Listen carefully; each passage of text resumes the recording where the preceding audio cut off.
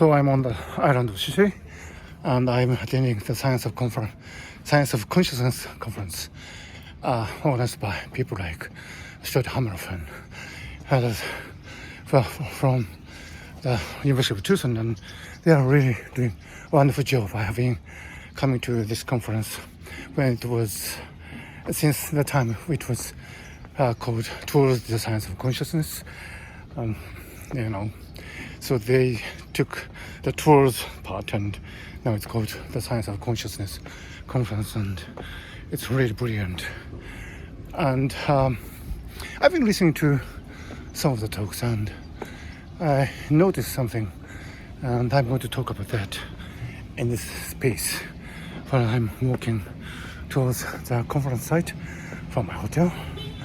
And the issue is that probably people don't distinguish between cognition and phenomenal consciousness, and I feel this to be a really important part. I'm the odd one out. I don't really appreciate the statistical reasonings, Bayesian inference, brain as a predictor, integrated information theory. Oh, by the way, this is a breathtakingly beautiful view. Of course, from cognitive point of view, the brain needs to make inferences about the external world and to predict, if it may, what is going to happen in the future. It has a clear selective advantage, and it is not difficult to realize that. But these things can be done unconsciously. With the advent of large language models like ChatGPT, people have been questioning the foundations of intelligence, and the jury is still out. But I think it is fair to say that these things can be conducted unconsciously. As far as I'm concerned, as far as many researchers are concerned, I think large language models are unconscious. There's no element of phenomenal consciousness in these models, and yet they can conduct these fantastic cognitive functions. And it would appear to me that cognitive activities can be done more or less unconsciously, and that is great. If you look at Turing machines, Turing machines are unconscious, and they exhibit actually a computational universality. You can compute any function if you want using these machines, and those computations would be conducted unconsciously. So that, by the way, this is a new part of the park. I walked here yesterday and talked in Japanese at the time. But this part of the park is new to me. I haven't ventured into this part of the park. So, look at the park, look at the greens. It's so beautiful, and the olive trees, and it's wonderful.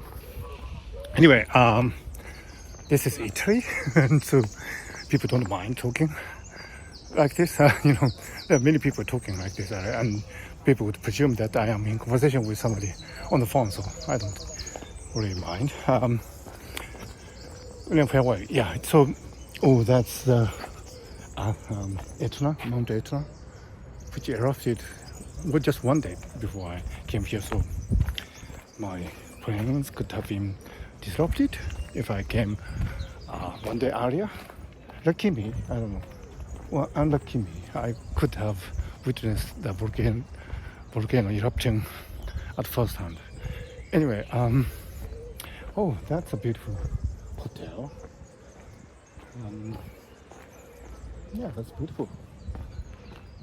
Anyway, so the point about these artificial intelligence systems is that their functions are more or less conducted unconsciously.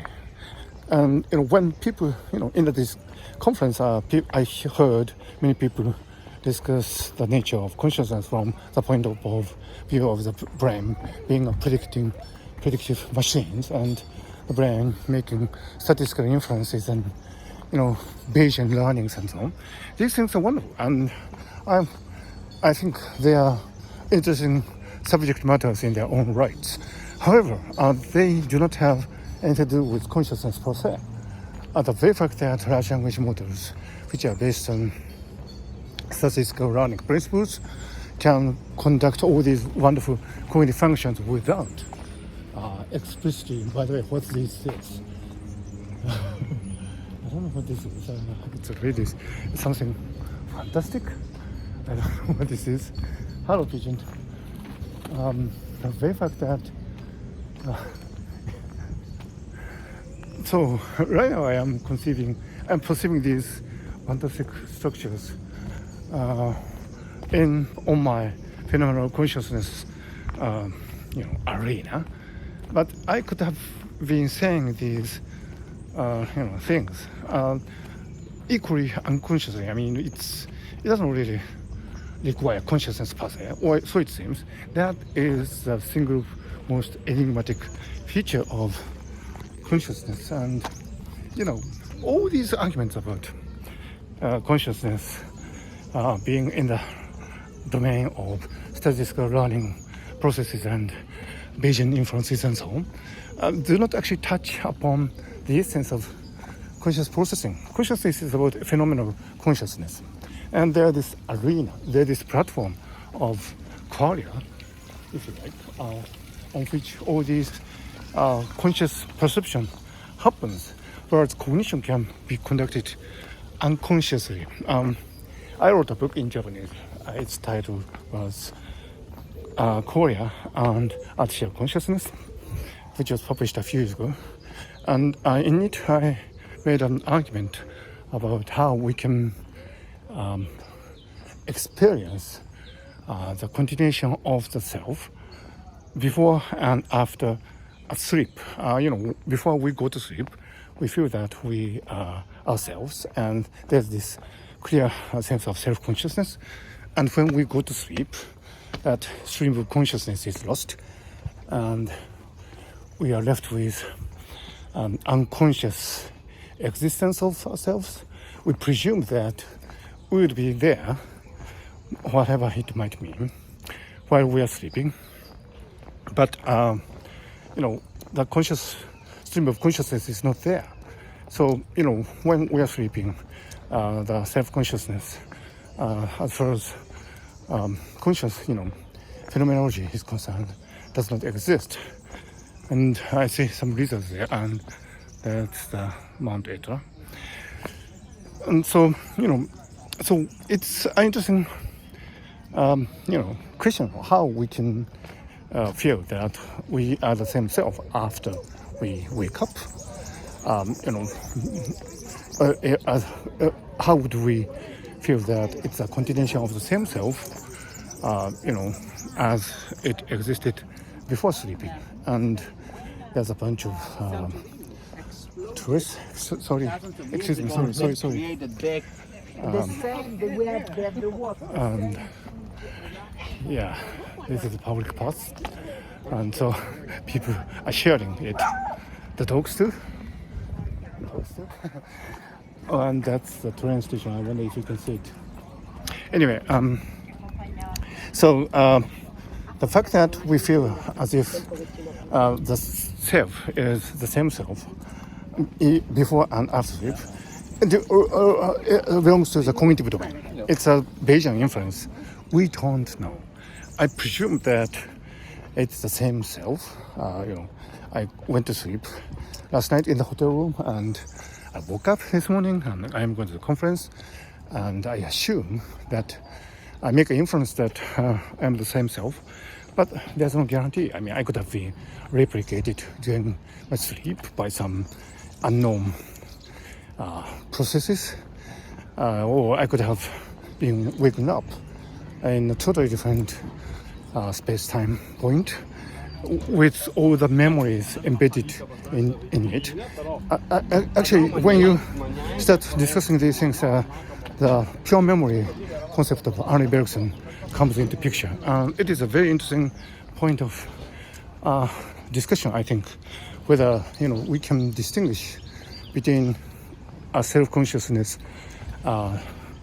created de nouveau with all the relevant memories implanted artificially, and the actual continuation of the self before and after sleep. Can we make a distinction between these two things in principle? This is a really interesting question, one for which I don't have any definite answer, and I suspect nobody has a definite answer. But it can provide a quite interesting argument. But having said that, I think it is important. There's a poster for Il Padrino. One of my great friends has a nickname of Il Padrino, so this is Il Padrino. Yes, Godfather. So when you ask this question of the continuation of the self-consciousness before and after sleep, it belongs to the cognitive domain. So of course, cognitive arguments has some relevance to the question of consciousness, especially when it comes to such things as continuation of the self.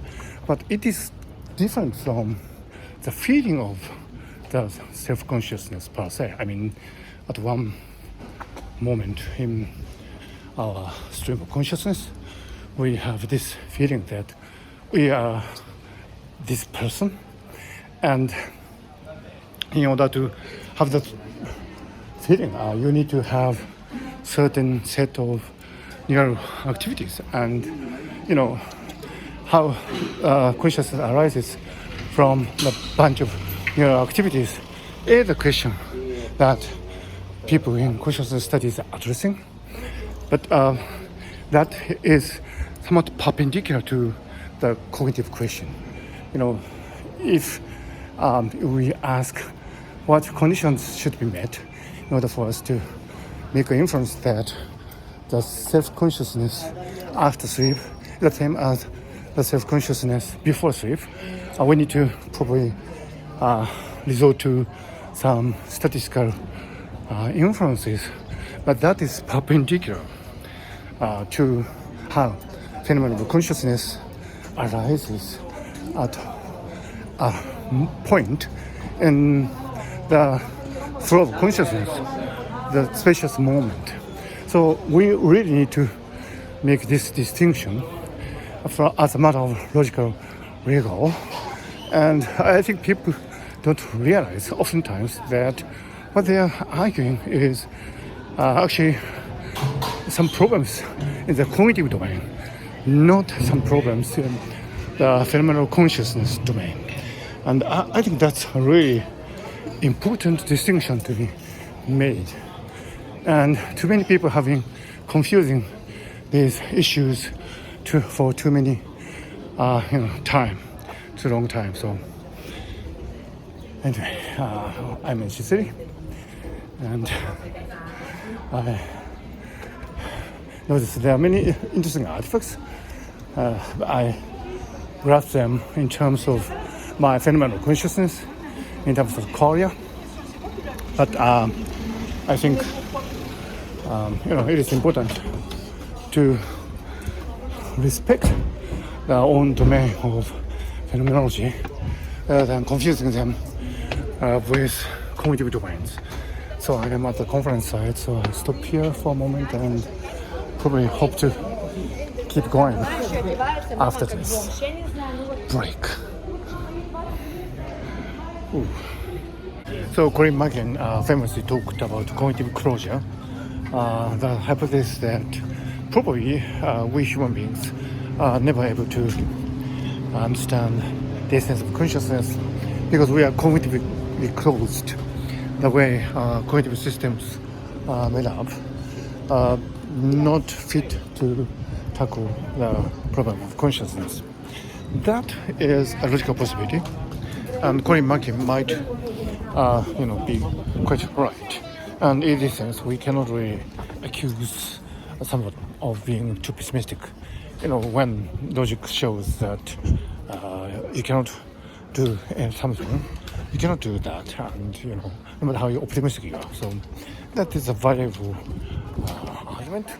Having said that, I do feel that maybe it's our own attitude that make us cognitively closed. The fact that when we discuss consciousness, we tend to focus on the cognitive domain, as I mentioned earlier, might be related to the fact that, we are cognitively closed as regards consciousness studies because we do not tackle the problem of consciousness per se. I'm going down this stairs that I discovered earlier. It reminds me of San Francisco for some reasons. Excuse me. There's some pollen or something, I don't know. And so, the propensity of us to kind of go along with ways of arguments that would be more amenable for transmission, publication, and communication, we get from, our fellow, looks good. This made kind of looks great. I like this kind of establishment, because I like somewhere spacious. Okay, so we might be cognitively closed because our motivation systems are too shallow. We tend to focus on areas which would grant us immediate satisfaction in terms of comments from colleagues and citations and so on. Because people tend to cluster around those things that are easy to understand. If you look at the status quo of consciousness studies, you do observe a tendency of people to to get around areas where there are more people, and avoid fewer corridors like this with fewer crowds. So it's quite interesting to come. It reminds me of Naples. When I was in Naples, I walked through this kind of corridors, residential area. It reminds me of Naples, and gives me such tranquility. So when discussing consciousness, probably we need to, venture into places where there would be less people, but there will be more promise of some substantial advancement on, I know where I am now. This is the sushi place. Yes. So we might actually be choosing to cognitively close ourselves rather than,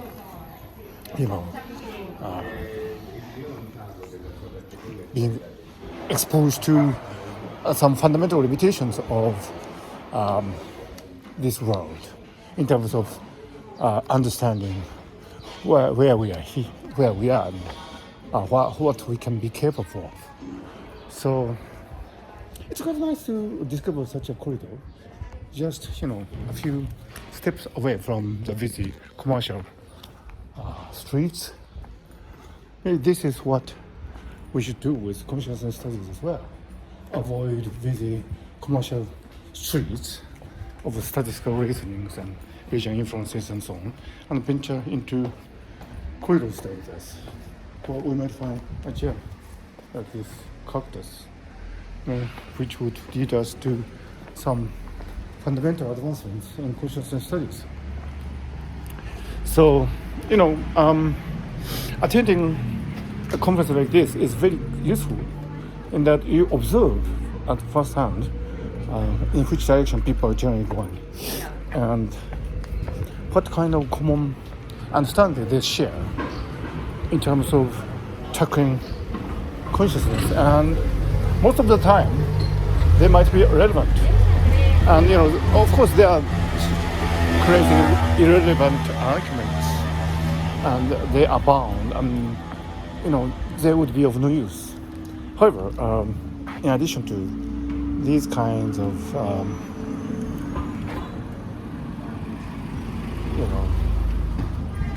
disinformation, misinformation, there might be quite valuable views which are overlooked because we do not have the I'm looking for a place to have my